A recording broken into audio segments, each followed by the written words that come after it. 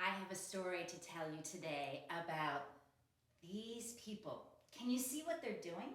There's four people carrying somebody on a stretcher. Don't you wonder what's going on? Don't you wonder where they're going? Don't you wonder why somebody's on that stretcher? Well, this is a story about four friends, those four guys, and their friend who needed to see Jesus. Now you're going to find out how this story goes.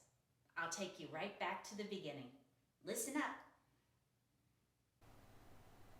Once there was a man who had had a sickness that had made him paralyzed. That meant he couldn't walk by himself. He needed friends to help him, but he had four really good friends to help. One day they heard that there was a wonderful man named Jesus who had come to town, and that Jesus was able to heal people. Those four friends thought, we should take our friend to Jesus and maybe he would make him walk again. So they traveled with their friend on a stretcher a long way to the town where Jesus was. When they got to that place, they found it was very crowded. They couldn't get through the crowd. So they did something really clever. They went up on the roof and they cut a hole in the roof. And they lowered their friend on his stretcher right down in front of Jesus.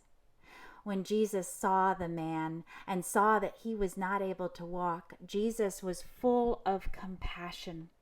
And he said, "Get up and walk. I'm healing you now." The man stood up, for the first time in so long. He picked up that stretcher that he'd been carried on all those years and left with such joy, and he and his friends walked back home rejoicing and thanking God for God's compassion and Jesus' love. There sure was a lot of compassion in that story, wasn't there? Jesus had compassion for that man who needed to be healed. But also think about those four friends. They must have had so much love and compassion for their friend. They were willing to carry him a long way just to see Jesus. And then when they got there, they went up on the roof and cut a hole in the roof. That's how dedicated they were to making sure their friend got help. A whole lot of compassion in that story. It's one of my favorites.